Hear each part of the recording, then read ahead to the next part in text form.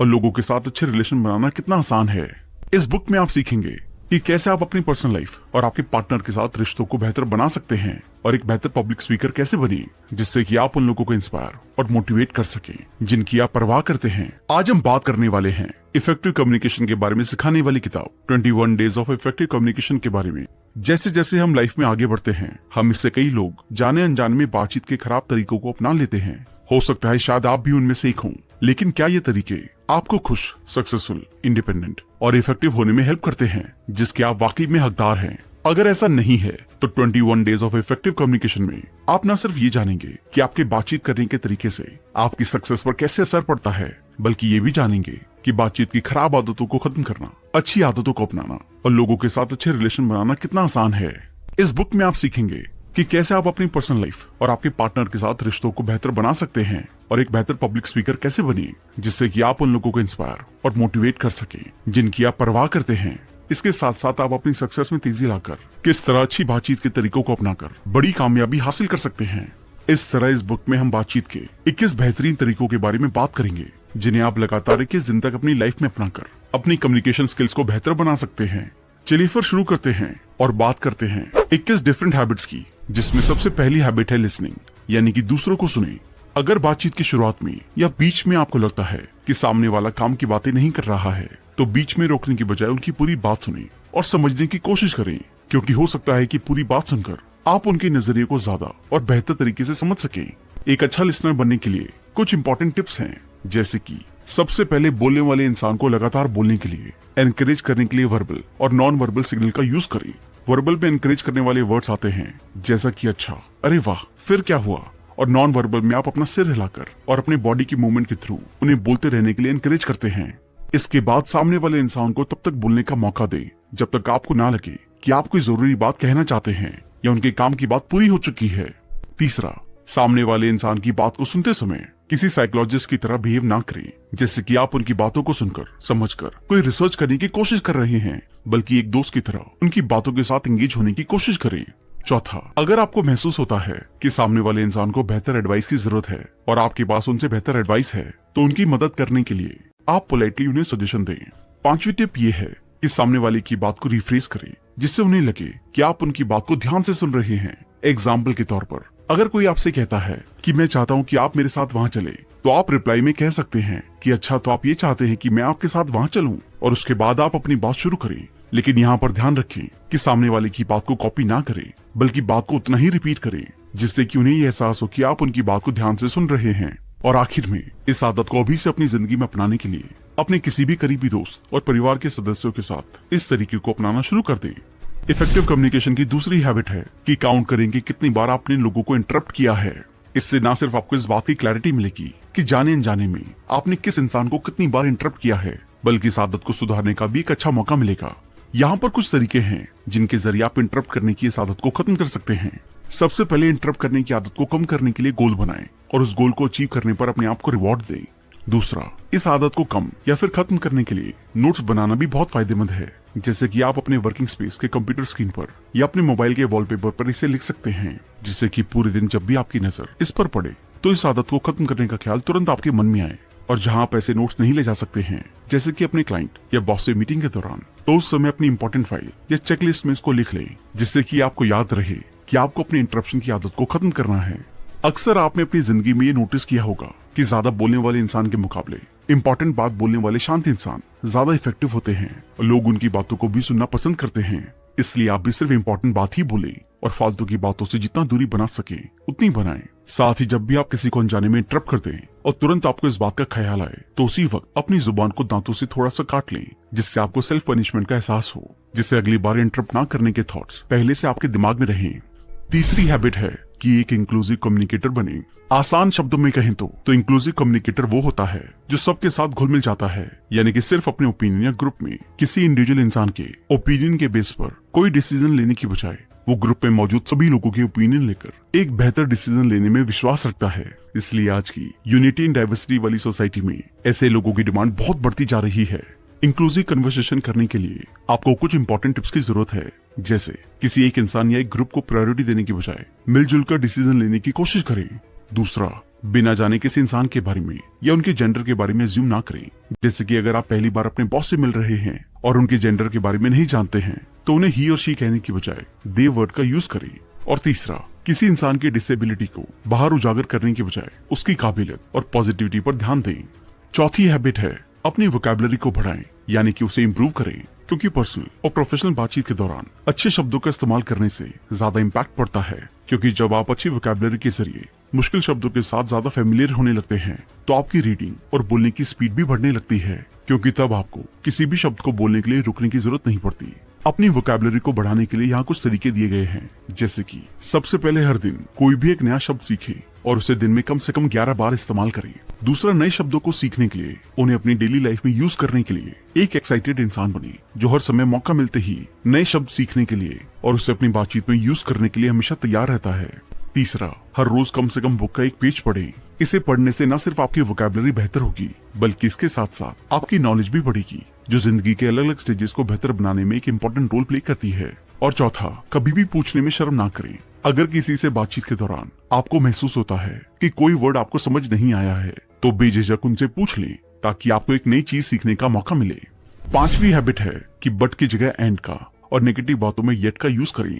आमतौर पर हम सबकी जिंदगी में कभी न कभी ऐसी बातें होती हैं जिसमें हमें ना चाहते हुए भी अनचाही सिचुएशन और नेगेटिविटी का सामना करना ही पड़ता है। ऐसी सिचुएशन में आप अपनी बातचीत के कुछ वर्ड्स को बदलकर अपनी बातों और माहौल को पॉजिटिव बना सकते हैं, जैसे कि बट की जगह एंड का यूज करें। एग्जाम्पल के लिए, अगर कोई कहता है कि I love to play but I am afraid of feeling and getting hurt, तो हालांकि ऐसा कहने से आप बात तो एकदम सच कह रहे हैं, लेकिन इसमें नेगेटिविटी झलक रही है। इसलिए इसी बात को कुछ इस तरह से कह सकते हैं कि I love to play and I am afraid of falling. ऐसा कहने से आपका ध्यान प्रॉब्लम की जगह सॉल्यूशन पर ट्रांसफॉर्म होना शुरू हो जाएगा। इसी तरह नेगेटिव बातों में येट का यूज करें। फॉर एग्जाम्पल, अगर कोई कहता है I don't have the money needed to buy a nice house, इससे आपका पेसिमिस्टिक एटीट्यूड झलकता है, जो अक्सर लोगों को पसंद नहीं आता। लेकिन अगर इसी बात को ऑप्टिमिस्टिक वे में इस तरह से बोला जाए कि although I don't have the necessary money to buy a good house, तो ऐसा कहने से दूसरों के सामने आपका ऐसा एटीट्यूड दिखता है जिसमें अभी तो आपके पास प्रॉब्लम को सॉल्व करने के लिए जरूरी रिसोर्स ना हो, लेकिन आपका ऑप्टिमिस्टिक एटीट्यूड दिखाता है कि आने वाले समय में आप उसे ठीक कर लेंगे, और ऐसे इंसान को लोग ज्यादा पसंद करते हैं। सिक्स्थ हैबिट है कि अपने प्रोनाउंस को सुधारें। प्रोनाउंस का मतलब है कि बातचीत के दौरान आप, मैं, हम, वो, आप इन जैसों में से कौन से शब्दों का ज्यादा यूज करते हैं।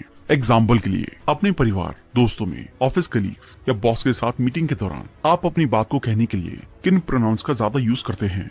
अगर आप अपनी बात को सिर्फ मैं तक सीमित रखते हैं, यानी कि अपनी बातों में सामने वाले को इन्वॉल्व नहीं करते हैं या हम शब्द का इस्तेमाल कम करते हैं, तो ज्यादातर चांसेस हैं कि वो इंसान आपकी बातों को सुनने में इंटरेस्ट नहीं रखेगा। लेकिन अगर आप मैं शब्द के साथ साथ हम शब्द का भी यूज करते हैं तो सामने वाले को आपकी बात में एक इन्वॉल्वमेंट फील होगा और वो आपके साथ कनेक्शन महसूस करेंगे, जिससे आपकी बातों को ध्यान से सुना जाएगा। इसलिए कोशिश करें कि अपनी बातों में मैं से ज्यादा हम शब्द का यूज करें। सेवंथ हैबिट है कि दूसरों को हेल्प ऑफर करें। इंसान होने के नाते ये हमारी ड्यूटी है कि हम दूसरे इंसानों की हेल्प करें, और अगर हेल्प सही तरीके से बात करते हुए की जाए तो हेल्प करने वाले को भी अच्छा लगता है और हेल्प लेने वाले को भी, क्योंकि वहाँ एक बराबरी का एहसास होता है, न कि किसी एहसान का। तो इस पार्ट में हम इसी के बारे में बात करने वाले हैं कि किसी दूसरे इंसान को किस तरह से हेल्प ऑफर की जाए। तो उसके लिए आपको अपनी बातचीत के दौरान कुछ तरीकों को अपनाना चाहिए। सबसे पहले, अगर आप किसी अनजान इंसान की हेल्प कर रहे हैं तो उन्हें सबसे पहले इस बात के बारे में क्लियर करें कि आप उनकी हेल्प क्यों करना चाहते हैं। यहाँ पर अपने पॉजिटिव और अच्छे मकसद के साथ उनकी हेल्प करने के बारे में बताने से ज्यादा संभावना है कि वो आपसे हेल्प लेने के लिए तैयार हो जाएं, वरना वो शायद आपसे हेल्प ना ले और जज करने लग जाएं। दूसरा, किसी भी इंसान की मदद करने से पहले उनसे कुछ इस तरह से पूछें कि क्या मैं आपकी हेल्प कर सकता हूँ, या फिर क्या ये काम करके मैं आपकी कुछ हेल्प कर सकता हूँ। ऐसा करने से वो न सिर्फ बिना जजमेंट के आपकी हेल्प लेने के लिए तैयार हो जाएंगे, बल्कि उनकी नजरों में आपकी रेपुटेशन भी बढ़ जाएगी। तीसरा, जैसे आप चाहते हैं कि कोई दूसरा इंसान आपकी परेशानियों को ठीक करके खराब सिचुएशन को बेहतर बनाने में हेल्प करे, ना कि आपको बदलने में, क्योंकि कोई भी इंसान अपने नेचर को सच में बदलना नहीं चाहता। हर इंसान को अपने आप से प्यार होता है। उसी तरह आप भी इस बात का ध्यान रखें कि दूसरों की हेल्प करने के लिए उनके कैरेक्टर को बदलने की बजाय उनकी सिचुएशन को बदलने के लिए हेल्प करें। अगला, किसी भी इंसान को इमोशनल हेल्प तभी ऑफर करें जब आप इस बात के लिए श्योर हो जाएं कि वो आप पर भरोसा करते हैं और जज नहीं करते। और अगर आपका कोई फैमिली मेंबर, दोस्त या रिश्तेदार फाइनेंशियल प्रॉब्लम में है तो उनकी फाइनेंशियल हेल्प करने के लिए जितना ज्यादा हो सके फ्लेक्सिबल तरीके को अपनाएं, क्योंकि कई लोग ज्यादा सेल्फ रिस्पेक्ट वाले होते हैं और अगर उन्हें सीधे तौर पर फाइनेंशियल हेल्प ऑफर की जाए तो अपनी सेल्फ रिस्पेक्ट की वजह से शायद वो मना कर दे। इसलिए हेल्प करने के फ्लेक्सिबल तरीकों को अपनाना चाहिए, जैसे कि किसी गिफ्ट के जरिए, कोई कॉन्टेस्ट खिलवाकर, कोई चैलेंज पास करवा के थैंक यू कहने की आदत बनाएं। आप कम कामयाब हैं या ज्यादा कामयाब, लेकिन हमेशा आपकी छोटी या बड़ी हेल्प करने वाले हर इंसान को थैंक यू कहने की आदत डालें, जिससे दूसरों की नजरों में आपकी इमेज पॉजिटिव बनी रहे। इसके लिए आप इन तरीकों को अपना सकते हैं। आपकी हेल्प करने वाले इंसान को काम पूरा करने के बाद ही थैंक यू कहें। इसके अलावा कभी भी किसी कॉम्प्लीमेंट को रिजेक्ट ना करें, बल्कि जब भी कोई इंसान आपकी किसी भी तरह से कोई सच्ची तारीफ करे तो बदले में उन्हें थैंक यू कहने में कंजूसी ना करें। इसके अलावा अंदर से खुश रहने के लिए और पावरफुल बनने के लिए हर रात सोने से पहले एक पेपर पेन पर उन सभी लोगों को और यूनिवर्स की सभी चीजों को थैंक यू कहें जिन्होंने आपको एक खुश और अच्छी लाइफ जीने में हेल्प की है। इस तरीके को आज ही अपनी लाइफ में अपनाने के लिए ऑफिस में अपने कलीग्स को, घर पर अपनी फैमिली के लोगों को थैंक यू कहें और आज ही सोने से पहले एक पेपर पर अपनी फैमिली, कलीग्स और भगवान को थैंक यू कहें। 9th हैबिट है कि दूसरों को पॉइंट आउट करना बंद करें। अगर आप चाहते हैं कि दूसरा इंसान आपको पसंद करे और आपके साथ जुड़े, तो उनको पॉइंट आउट करने की बजाय मिलजुल कर रहने की कोशिश करें। हो सकता है कि किसी बात पर आप दोनों के थॉट्स अलग अलग हों, लेकिन कई बार ऐसा होता है कि उसी टॉपिक में कुछ बातों पर आप दोनों एक जैसा सोचते होंगे और एक जैसा मानते होंगे। तो अलग अलग थॉट्स की वजह से उन्हें पॉइंट आउट करने की बजाय कॉमन बातों पर ध्यान दें और उस बारे में बात करने की कोशिश करें, क्योंकि दूसरे इंसान को पॉइंट आउट करके भले ही आप उन्हें गलत प्रूव कर देंगे और खुद जीत जाएंगे, लेकिन इससे चांसेस हैं कि सामने वाला इंसान आपको पसंद ना करे और आपके साथ जुड़ना ना चाहे। अगली हैबिट है कि उन सवालों को पूछें जिनके जवाब मिले। किसी भी इंसान या चीज के बारे में जानने के लिए सवाल पूछना सबसे अच्छा तरीका है। इसलिए बातचीत के दौरान जब भी आपको महसूस हो कि आप कुछ जानना चाहते हैं, तो इस तरह के सवाल पूछें जिससे आपको अच्छा जवाब मिलने के चांसेस हों। इसलिए यहाँ कुछ सवाल पूछने के तरीके बताए गए हैं जिनसे जवाब मिलने के चांसेस ज्यादा होते हैं। ज्यादा प्रेशर वाले सवालों को समझदारी से पूछें। फॉर एग्जाम्पल, अगर आप अपने बॉस से अपनी सैलरी और पोजीशन को बढ़ाने के बारे में पूछना चाहते हैं, तो उनसे इस तरह से पूछें कि क्या ये सही टाइम है कंपनी में अपनी पोजीशन के थ्रू ज्यादा कंट्रीब्यूशन देने के बारे में आपसे बात करने का। और अगर आप किसी सवाल का कम शब्दों में ही जवाब चाहते हैं, तो क्लोज एंडेड सवाल पूछें जिनके जवाब हाँ या ना में हो। जैसे कि आप कल वहाँ गए थे। वहीं दूसरी तरफ अगर आप किसी चीज के बारे में डिटेल में जानना चाहते हैं, तो ओपन एंडेड सवाल पूछें जैसे कैसे और क्यों। फॉर एग्जाम्पल, कल आप कहाँ गए थे। इसके बाद अगली हैबिट है कि अपनी आवाज और बात करने के तरीकों को रिफाइन करें। अपनी बात को इस तरह से कहें कि आपकी बात सुनने में ज्यादा एक्साइटेड और इजी लगे और सामने वालों से एक्साइटमेंट में और इजीली समझ सके। आइए जानते हैं कि आप इस तरह से कैसे बात कर सकते हैं। सबसे पहले तो अपनी आवाज को ना तो ज्यादा ऊंचा रखें, ना ही ज्यादा नीचे। मीडियम लेवल पर अपनी आवाज को रखते हुए बात करें। अगर आप स्ट्रेस या हड़बड़ाहट में बात करते हैं, तो इसे सुधारने के लिए शांति और कॉन्फिडेंस के साथ बात करने की ज्यादा से ज्यादा प्रैक्टिस करें। जहां भी पॉसिबल हो, अपनी बात को आसान और छोटे वर्ड्स और सेंटेंस में कहने की कोशिश करें। एक बार में अपनी पूरी बात को कहने की बजाय जरूरत के मुताबिक थोड़ा पॉज देते हुए रुक रुक कर अपनी बातों को कहें। इससे सामने वाले की नजरों में आपकी इमेज बढ़ती है और वो बात को बेहतर तरीके से समझ पाते हैं। अगली हैबिट जिसके बारे में बात की गई है वो है कि बिहेवियर पर ध्यान दें, कैरेक्टर पर नहीं। फॉर एग्जाम्पल, अगर आप किसी कंपनी के बॉस या लीडर हैं और अपने घर में जिम्मेदार इंसान हैं, तो दूसरों से काम करवाने के लिए उनके बिहेवियर को बदलने के लिए पोलाइटली इंस्पायर करें, बजाय उनकी गलतियों के बारे में पॉइंट आउट करके उन्हें नीचा दिखाकर गलती को ठीक करने के लिए कहने के। अगली हैबिट है कि अपनी बातचीत के बैकग्राउंड को जानिए, यानी कि ये जानने की कोशिश करें कि आप जाने अनजाने में कम्युनिकेट करने के लिए किस इंसान से इंस्पायर होते हैं और किसके तरीकों को अपनाते हैं। उन्हें अनकवर करें और देखें कि क्या वो अपनी बातचीत के जरिए रिश्तों में, जिंदगी में उन चीजों को अचीव कर पा रहे हैं जो वो चाहते हैं। और अगर वो ऐसा कर पा रहे हैं, तो जाहिर सी बात है कि आप भी कर सकते हैं। लेकिन अगर वो ऐसा नहीं कर पा रहे हैं, तो तुरंत उस तरीके को छोड़ें और बातचीत करने के बेहतर तरीके को अपनाएं। अगला पॉइंट है कि ये समझें कि किस तरह अलग अलग जनरेशन इंटरेक्ट करती है। इन सब में सबसे पहली आती है बेबी बूमर जनरेशन, यानी कि वो लोग जो 1946 से 1964 के बीच पैदा हुए हैं। इस जनरेशन के लोग बिलीव करते हैं कि कंपटीशन बहुत है और कंपनी के साथ लॉयल रहने में उन्हें रिवॉर्ड मिलेंगे। इसलिए ये लोग टीम वर्क में ज्यादा बिलीव करते हैं और चाहते हैं कि मीटिंग के दौरान प्रोडक्टिव बातें ही की जाएं, ताकि उनके टाइम का सही यूज हो सके। इसलिए अगर इस जनरेशन के लोगों के साथ आप इन सब बातों का ध्यान रखते हुए इंटरेक्ट करते हैं, तो ये आपको पसंद भी करेंगे और आपके साथ जुड़ना भी चाहेंगे। अगली आती है जनरेशन एक्स, यानी कि वो लोग जो 1965 से लेकर 1980 के बीच पैदा हुए हैं। इस जनरेशन के लोग किसी भी कंपनी के लिए 10 साल तक लॉयल रहने की बजाय अपने फायदे के लिए जॉब को बदलने को इम्पोर्टेंस देते हैं। इसलिए इस जनरेशन के ज्यादातर लोग अपना खुद का काम करने की कोशिश करते हैं, क्योंकि इन्हें पर्सनल फ्रीडम ज्यादा पसंद होती है। इसलिए ये लोग एकदम शांति से बैठकर सिर्फ काम करने की बजाय काम को मस्ती के साथ करना ज्यादा पसंद करते हैं। इसके बाद आते हैं जनरेशन वाई, यानी कि वो लोग जो 1981 से लेकर 1997 के बीच पैदा हुए हैं। इस ग्रुप के लोग पर्सनल कम्युनिकेशन से ज्यादा डिजिटल कम्युनिकेशन को इंपॉर्टेंस देते हैं और ये लोग फीडबैक लेना ज्यादा पसंद करते हैं और चाहते हैं कि दूसरे लोग इन्हें प्रोजेक्ट या काम के बारे में अपने ओपिनियन देने के लिए इनवाइट करें। इतना ही नहीं, इनकी सबसे बड़ी खासियत ये है कि ये लोग चाहते हैं कि वर्क लाइफ बैलेंस हमेशा बना रहना चाहिए। आखिर में आते हैं जनरेशन Z, यानी कि 1998 से लेकर अभी तक पैदा होने वाले लोग। इस जनरेशन के लोग ग्लोबलाइजेशन को बहुत ज्यादा इंपॉर्टेंस देते हैं और अपने करियर ऑप्शन के बारे में पिछली जनरेशन से ज्यादा अवेयर होते हैं। ये इंडिपेंडेंस, इनोवेशन और क्रिएटिविटी की वैल्यू करते हैं और क्योंकि ये लोग इकोनॉमिक ग्रोथ के जमाने में पैदा हुए हैं, इसलिए इनमें दूसरी जनरेशन के मुकाबले ज्यादा पैसे कमाने की इच्छा बहुत ज्यादा होती है। इस तरह आप अलग अलग जनरेशन को समझकर उनके हिसाब से बात करके आप उन्हें आसानी से अपनी तरफ अट्रैक्ट कर सकते हैं। अगली हैबिट है कि ईमेल पर बात करने की आदत डालें। अपने सीनियर या बॉस को इफेक्टिव मेल लिखने की प्रैक्टिस करें और उसके लिए इन तरीकों को अपने ईमेल में अपनाएं।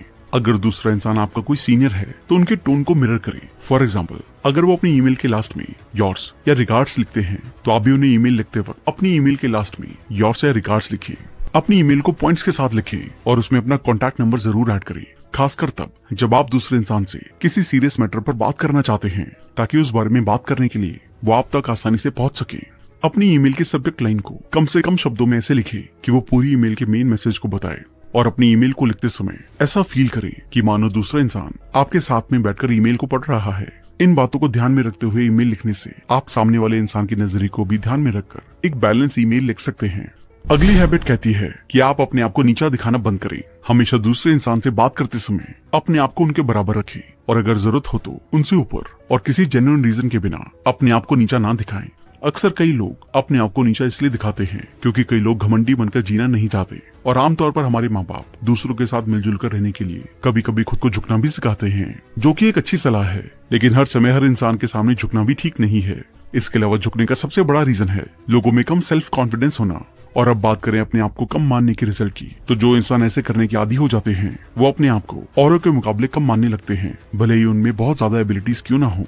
इसके अलावा हो सकता है कि आप उन अच्छी अपॉर्चुनिटीज को भी मिस कर दें जिनके जरिए आप अपनी जिंदगी को पूरी तरह से बदल सकते हैं। इसके साथ दूसरे लोगों को भी ये लगता है कि आप उन्हें जज कर रहे हैं। अगला हम बात करेंगे कि कैसे दूसरों की एडवाइस ली जाए। दूसरों से एडवाइस लेने के लिए सही तरीके से बात करें और उसके लिए सबसे पहले अपना ऑब्जेक्टिव उन्हें बताएं कि आप किस परेशानी को सॉल्व करने के लिए उनसे एडवाइस लेना चाहते हैं। इसके अलावा उन्हें ये भी बताएं कि क्यों उनकी एडवाइस आपके लिए ज्यादा फायदेमंद हो सकती है और अच्छी तरह से एडवाइस लेने के लिए उन्हें बताएं कि आप उनकी एडवाइस के जरिए क्या अचीव करना चाहते हैं। इसी के साथ एडवाइस मिलने के बाद उनको थैंक यू कहें। अब बात करते हैं कि कैसे नासमझ लोगों से दूर रहें। अगर आपको लगता है कि सामने वाला बिना काम की बात कर रहा है या उनकी बात रिलेवेंट नहीं है, तो कुछ तरीकों को अपनाकर आप ऐसे लोगों को बोलने से रोक सकते हैं। अगर आपको लगता है कि वो आपको बोर कर रहे हैं, तो उन्हें कोई काम दें जिसे करने में वो बिजी हो जाएं। और अगर आपको लगता है कि वो बिना काम की जरूरत से ज्यादा बातें कर रहे हैं, तो उनसे उनकी पर्सनल डिटेल्स के बारे में पूछना शुरू कर दें। और जैसा कि हम सभी जानते हैं कि हर इंसान दूसरों के सामने अपनी हर पर्सनल बात को नहीं बताता, तो वो भी कुछ बातें बताने के बाद अपने आप चुप हो जाएंगे। इसके अलावा आप उनसे सीधे सीधे पूछ सकते हैं कि आप क्या बात करना चाहते हैं या ये बात आप क्यों कर रहे हैं। अगला है दूसरों को मोटिवेट करें। सेल्स फील्ड में अक्सर ऐसा होता है कि जहां सेल्समैन अपने क्लाइंट को अपनी बातों से मोटिवेट करना चाहता है और चाहते हैं कि उनके क्लाइंट भी उनके प्रोडक्ट या सर्विस को लेकर उतना ही ज्यादा मोटिवेट हो जितने की सेल्समैन है, क्योंकि जब ऐसा होगा तो क्लाइंट उनके प्रोडक्ट या सर्विस को खरीद सकते हैं। और ऐसा जिंदगी के अलग अलग पहलुओं में भी होता है, जैसे अपनी लाइफ पार्टनर को किसी बात के लिए मोटिवेट करने के लिए, अपनी फैमिली के लोगों को, और भी कई जगह। तो इस तरह दूसरों को किसी बात को मनाने के लिए, किसी काम को करने या किसी चीज को यूज करने के लिए मोटिवेट करने के लिए इन तरीकों का यूज करें। सबसे पहले तो उनकी सच्ची तारीफ करके और कुछ अलग बातें करते हुए सच्चाई के साथ उनका ध्यान अपनी ओर करें। फिर बातें करते हुए उनकी जरूरत को महसूस करें और उन्हें उनकी जरूरत दिखाएं। फिर बताएं कि किस तरह आप उनकी जरूरतों को पूरा कर सकते हैं। फिर इंश्योर करें कि अगर वो आपके साथ जुड़ते हैं तो किस तरह फ्यूचर में ज्यादा बेहतर रिजल्ट अचीव कर सकते हैं। और अपने अगले स्टेप का एक ओवरव्यू दें जिससे उन्हें क्लियर रास्ता दिखाई दे अपने बेहतर फ्यूचर के रिजल्ट्स का।